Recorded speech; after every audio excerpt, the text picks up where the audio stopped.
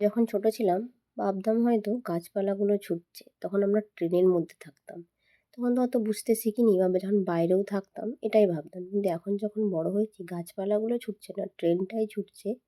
তার জন্য মনে হচ্ছে যেন গাছপালাগুলোই ছুটছে। ছোটবেলার স্মৃতিগুলো সত্যি খুব ভালো ছিল, আর খুব মজারও ছিল। সেই ছোটবেলাতে ফিরে যাওয়া আর হবে না, আর সেই স্মৃতিগুলোকেই ধরে বেঁচে থাকা মানেই জীবন। তার জন্য মনে হয় ছোটবেলার জীবনটা খুব সুখের ছিল, খুব আনন্দের ছিল। একবার তোমার আস্তে আস্তে ধীর গতিতে যাবে, কখনো আবার তোমার গতিবেগ বাড়িয়েও দেবে, এটা কিন্তু আমরা সবাই জানি। তার জন্যই বলছি ছোটবেলার জীবনে যদি ফিরে যেতে পারতাম খুব ভালো হতো। সেই সাথে সাথে কিছু কিছু মানুষ জীবনে আসে যারা তোমার জীবনে কিছু সত্য আঙুল দিয়ে বুঝিয়েও দেয়। যেরকম ধরো ট্রেনটা চলে যায় না সময়ের সাথে সাথে, একটা কথা আছে, টাইমে যদি তুমি ট্রেন না ধরতে পারো ট্রেনটা কিন্তু তোমার স্টেশন ছেড়ে বেরিয়ে যাবে।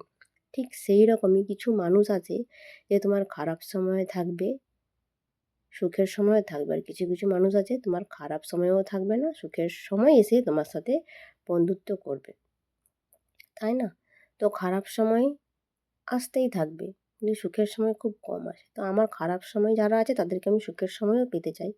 কিন্তু কিছু কিছু মানুষ আছে তোমার চোখে আঙুল দিয়ে এমনভাবে বুঝিয়ে দেবে তুমি খারাপ তো খারাপই থাকো, সেটাই ভালো, ভালো হওয়ার